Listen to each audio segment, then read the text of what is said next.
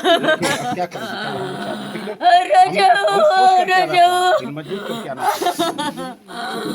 रजवा mummy नहीं कह के बोलावत बाटे रे रजवा।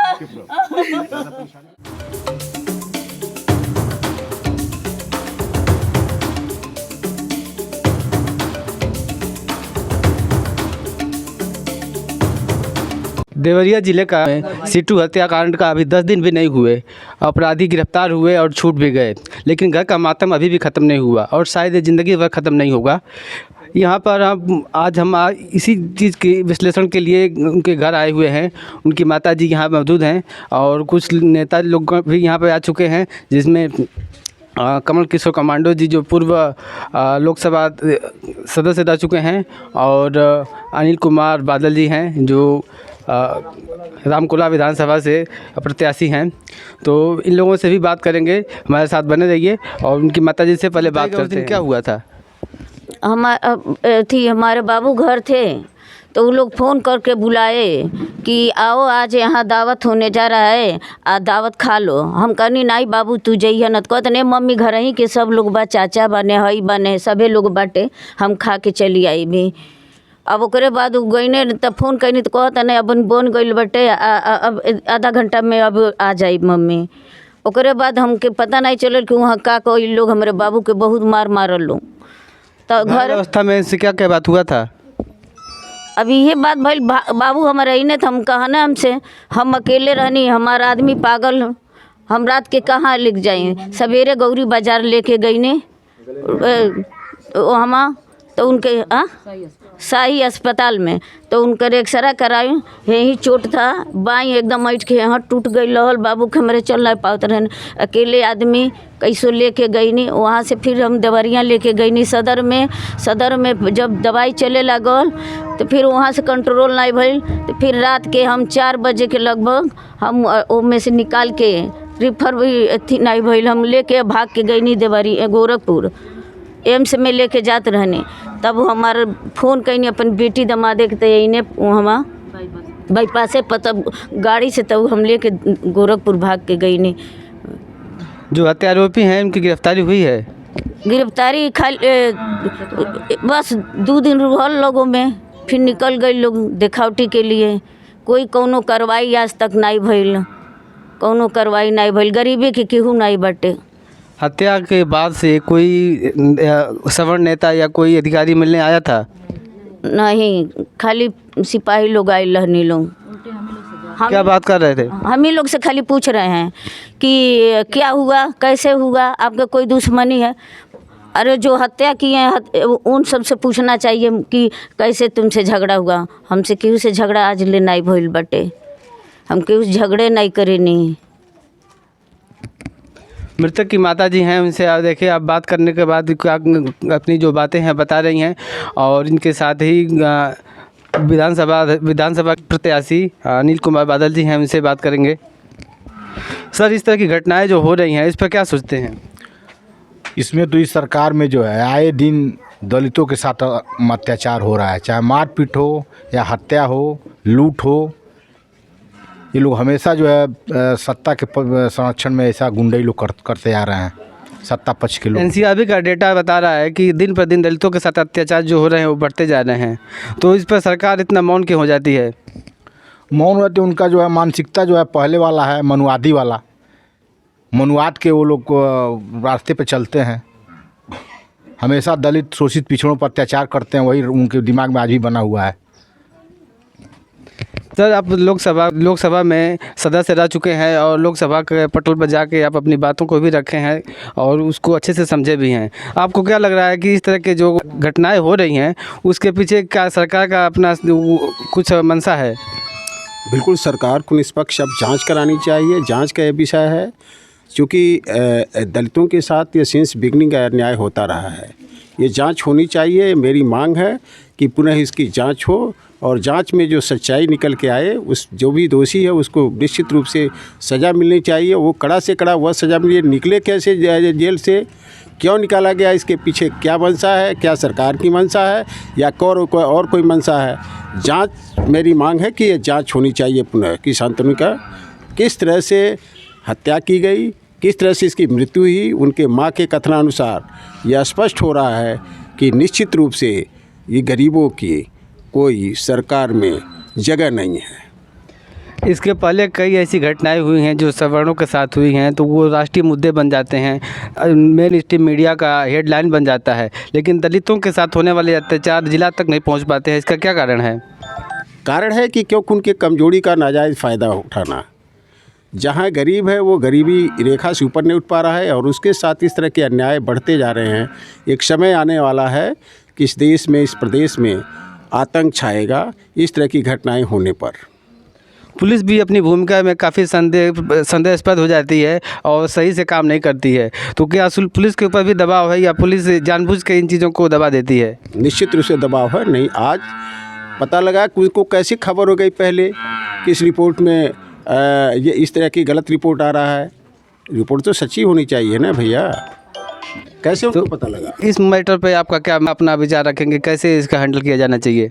देखिए, मैं कह रहा हूँ कि पुलिस को न्यायपूर्वक, सच्चाई से, ईमानदारी से इस पर एक इंक्वायरी बैठनी चाहिए, एक कमेटी बैठनी चाहिए, जिस कमेटी को ईश्वर को साक्षी रख करके न्याय मिलना चाहिए उस गरीब को। इनके साथ निश्चित रूप से अन्याय हुआ है। तो इस हत्या का, इस जाति पर और दलितों के सुरक्षा के ऊपर इतना बड़ा सवाल खड़ा हुआ है, लेकिन सरकारें और प्रशासन इस पर मौन साध के चुप होकर बैठ गई हैं। और ऐसा भी देखा गया है कि जब दलितों के ऊपर अत्याचार होते हैं तो उसको पूरा प्रशासन दबाने पर लग जाता है। ऐसे तमाम घटनाएं आए दिन होते रहते हैं। एनसीआर भी बता रहा है कि दिन पर दिन दलितों के साथ होने वाले अत्याचार बढ़ रहे हैं, लेकिन सरकार इस पर कड़ा कदम उठाने के बजाय जो कानून बने हैं उसको भी ख़त्म करने की साजिश कर रही है। साथ ही हमारे साथ मौजूद हैं उनकी बहन, मृतक की बहन मौजूद हैं, उनसे भी कुछ बातें करेंगे और कुछ डिटेल में जानने की कोशिश करेंगे। क्या हुआ था उस दिन? उस दिन मेरे भाई को ये लोग बुलाए थे दावत पे। बाबू मेरा खा के वहाँ से खा के आया तो बहुत घबराया था, बहुत ज़्यादा उसको मारे हुए थे सब। आके मेरी माँ से सारा कथन बताया था कि मुझे इस तरह से मारा गया है। मेरे डैडी हैं, 24 साल से इनका माइंड का दवा चलता है। वो औरत उस रात को इतना जल्दी कहाँ उसको एडमिट कराए। फिर सुबह हुआ, मेरी माँ उनको साई अस्पताल ले गई गौर बाजार, वहाँ से उनका इलाज हुआ, वहाँ ठीक नहीं हुआ। फिर देवरिया गए, वो देवरिया सदर में उनका इलाज हुआ, लेकिन वहाँ पर भी सही नहीं हुए। फिर हम लोग गोरखपुर उनको लेके गए, गोरखपुर में भी उनका दवा हुआ। सावित्री में हम लोग लेके गए, वहाँ से रेफ़र हुए। तो जब उनका मैटर बहुत सीरियस हो गया तब हम लोग एफआईआर कराए, क्योंकि 16 को अगर हम एफआईआर कराते तब भी आज तक हमको न्याय नहीं मिला, और 19 को भी हम एफआईआर कराए तभी भी हमको न्याय नहीं मिला। जो छोटे से बड़े तक के अधिकारी इसमें हम लोग पे दबाव बना रहे, कोई कार्रवाई नहीं हो रहा है। इसमें सारा सत्ता पक्ष का दबाव है कि हम लोग को एकदम दबाया जा रहा है। और नहीं तो जो पुलिस वाले एसओ सीओ चाहे छोटे से छोटे अधिकारी जो भी आ रहे हैं वो हम लोग से ही पीड़ितों से ये नहीं पूछ रहे हैं कि आप लोग को क्या दर्द, वो आरोपियों की तरह हम लोग से सवाल जवाब कर रहे हैं कि हाँ, हमारे भाई को 5 लोग मारे थे। राम परवेश था, गंगा सागर है, मिट्ठू निषाद है, सब निषाद है इसमें, विक्रम निषाद है और मोनू निषाद है, और 2 अज्ञात हैं। लेकिन उन लोग के बारे में ही हम लोग जानते हैं कि वो लोग कौन हैं। हम लोग समय आने पे उन लोग को भी बताएंगे, वो लोग आके जवाब दे। पुलिस आके हम लोग से केवल पूछ रही है कि उस दिन क्या हुआ था, उनसे क्यों नहीं पूछ रही है। जेल में 2 दिन उनको अरेस्ट करने के बाद भी उनसे क्यों नहीं पूछ रही है पुलिस कि आखिर में तुम लोग क्यों मारे थे, उस दिन क्या हुआ था। हम लोग से पूछ रही है आके ये बात कि आप लोग बताइए उस दिन क्या हुआ था। तो आप 2 दिन जेल में उन लोग को क्यों रखे थे? आप लोग घटना के दिन जो मृतक हैं वो अपने पैरों पे चल के आए थे या लाए गए थे उठा के? नहीं लाए गए थे, जैसे 2 लोग उनके साथ आए थे, उनको छोड़ के वो लोग चले गए गाड़ी से। गाड़ी मेरा यहीं खड़ा करके वो लोग चले गए। वही लोग लेके आए थे? 2 लोग थे उसमें। हम लोग पे बहुत ज़्यादा दबाव बन रहा है, हम लोग की पूरी फैमिली के ऊपर बहुत ज़्यादा खतरा है। वो लोग धमकियां भी दिलवा रहे हैं कि आप लोग अपना जवाब चेंज करते रहिए, आप लोग एफआईआर भी गलत लिखवा दिए लोग। अच्छा ये बताइए, जब पीएम रिपोर्ट हम लोग को 25 को मिला, उसके पहले ये लोग विश्राम डाल दिए। इन लोग को कैसे पता था कि पीएम रिपोर्ट में कुछ नहीं आएगा? विश्राम में क्यों डाल दिए ये लोग? पहले पीएम रिपोर्ट आने के बाद विश्राम पड़ता है। इनको ये था क्लियर कि उसमें कुछ नहीं आएगा। ये लोग सारा दबाव डाल के पीएम रिपोर्ट भी चेंज करा दिए हैं लोग।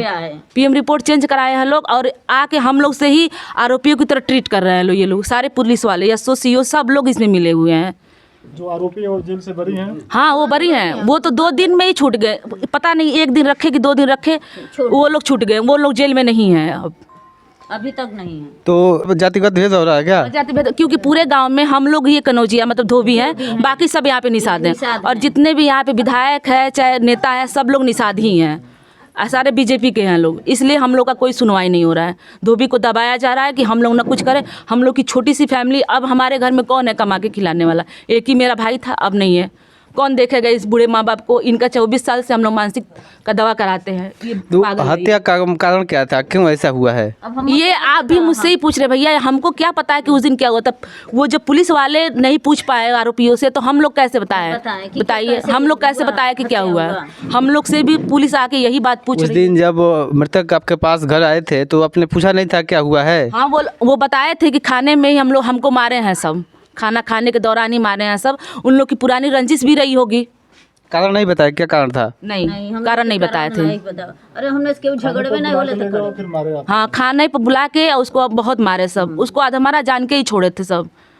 और जब मेरा भाई बहुत सीरियस हो गया, जब आईसीयू में पहुंच गया, तब मैं फ़ोन किया आरोपी के पास।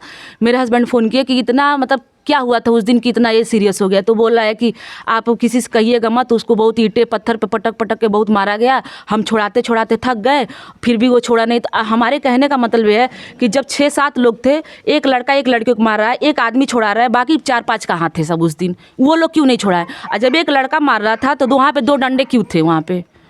ये बताइए। मारा गया, उसमें खून भी लगा था। उसमें खून भी लगा, तो फॉरेंसिक वाले आए भी, टोपी भी मेरे भाई का उठा के ले गए, लेकिन अभी तक कोई कार्रवाई नहीं हुआ है इस पे। आपके भाई आए थे तो उनके सर से खून निकल रहा था। नहीं, ब्लीडिंग नहीं हो रही थी, यहाँ से ठेवने से उनका ब्लड आ रहा था। हाँ, और कहीं से कटने का निशान है, उनको अंदरूनी बहुत ज़्यादा मारे थे लोग। वो चल नहीं पा रहे थे, वो पैर खिसका के चल रहे थे, किसी के साथ 2 लोगों के सहारे चल रहे थे वो। अरे कंधे पर हाथ धो हाँ, के हाँ। खींच के, तब और उसके बाद उनके पूरे बॉडी का निशान भी हम लोग पुलिस को दिखाए हैं। पूरे बॉडी पे पूरे पुलिस का निशान दिखाया है कि कहाँ कहाँ उनको चोट लगा है। फिर भी पुलिस इस पे कोई कार्रवाई नहीं कर रही है। और नहीं तो हम लोग धरना प्रदर्शन करने जा रहे, तो वो लोग सांत्वना दिए कि हम कार्रवाई करेंगे, तो कार्रवाई करेंगे, लेकिन कोई कार्रवाई नहीं किए लोग। हम लोग 100 को मतलब अंतिम संस्कार भी कर दिए, उसके बाद वो लोग खुद हम लोग को आके दबा रहे हैं लोग। बताइए क्या कर रही हैं? अब हमने के गरीब आदमी के केहू सहारा नहीं देवे वाला बा कि हम के केहू आवे हमने से सहारा दे। और जो यशो थे वो आके ये कह रहे थे कि आप लोग हमारा सहयोग करिए, हम आपका सहयोग करेंगे। आप लोग दाह संस्कार कर दीजिए, धरना मत दीजिए। हमारा कोई सहयोग नहीं हुआ अभी तक। वो तो आ रहे सिर मुँह ऐसे झुका के, लग रहा है कितना पैसा खा लिए हैं, कौन दिल दिए हैं। बोलने दो यार, बोलने दो। सारे लोग मिले हैं इसमें, सारे जितने भी नेता हैं सब लोग मिले हैं। हमारी माँ हमको इसलिए चुप करा रही है कि मेरे जान का खतरा हो जाएगा इससे, इसलिए मेरी माँ चुप करा रही है मुझे, क्योंकि मैं ही एक बची हूँ घर में, बाकी मेरा भाई नहीं है अब। वो लोग धमकी दे रहे थे क्या कुछ और? हाँ, हम लोग को धमकी भी मिल रहा है। कि बोल रही है से उसकी मामी और इसकी माँ कि गोली मारो, 5 लाख रुपया थाना में दे दूँ, कुछ नहीं होगा, सब छूट जाएंगे। सब जितने भी छूट जाएंगे। जितने मर्डर करो, पैसा दे दो, पैसा देने पर 5 सब लाख कुछ हो जा रहा है। रुपया अब दो, कत्ल छूट करो और जाएगा, छूट जाओ, जाएगा। कोई कार्रवाई नहीं है। इस तरह की बातें कही जा रही हैं। हाँ, पूरे गांव में ये बातें हाँ। चल रही हैं सर, ये पूरे गांव में ये बातें चल रही हम हैं। उस दिन आ रहे थे तो बोल रही कि 5 लाख रुपया दे दो, गोली मार दो, कुछ जितने भी नहीं जनप्रतिनिधि हैं वो हम लोग के घर नहीं आए, चाहे छोटा प्रधान हो, चाहे बड़ा विधायक हो, चाहे बड़ा नेता हो, हम लोग से कोई मिलने नहीं आया है। और नहीं तो मेरे पूरे घर पे जान का जोखिम है, हम लोग को कुछ भी हो सकता है। हम लोग को न्याय चाहिए, निष्पक्ष जांच चाहिए हम लोग को, और कुछ नहीं चाहिए। हम लोग को सुरक्षा दिलवा दीजिए लोग, बस। हमारे घर के पूरे जितने भी घर के लोग हैं, हम लोग को पूरा सुरक्षा चाहिए और निष्पक्ष जांच होनी चाहिए। मुझे और कुछ नहीं चाहिए इसके अलावा। हाँ, इस तरह की बातें चल रही हैं कि 5 लाख दे के और हत्या करके बच जाओ। अब ये प्रशासन पर भी प्रश्न उठता है कि इस तरह की बातें कैसे हो रही हैं और कौन कर रहा है? क्या हत्या करना इतना सिंपल हो गया कि पैसे दे के आप हत्या करके बच जाओ? अगर इस तरह की बातें हो रही हैं तो प्रशासन को बहुत गंभीरता से लेनी चाहिए इस चीज़ को। इस मैटर पे आप भी कुछ बताना चाहेंगे? जी, ये जो कर्मजीतपुर वाली जो घटना हुई है, ये दलितों के साथ उत्पीड़न वाली जो सरकार का वो मंशा है वो साबित हो रहा है।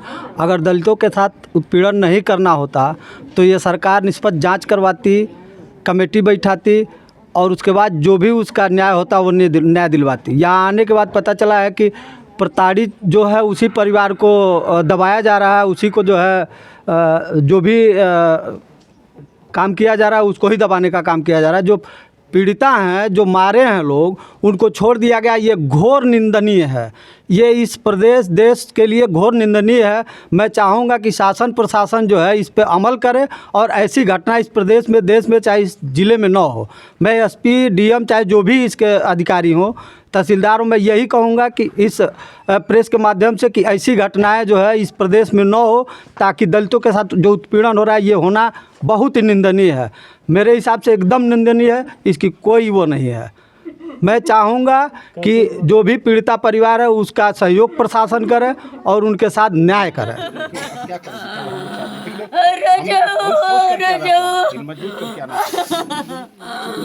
रजवा मम्मी नहीं कह के बोलावत बाटे रे रजवा। अब के हमने के दवाइया लेके करई बरे रजवा।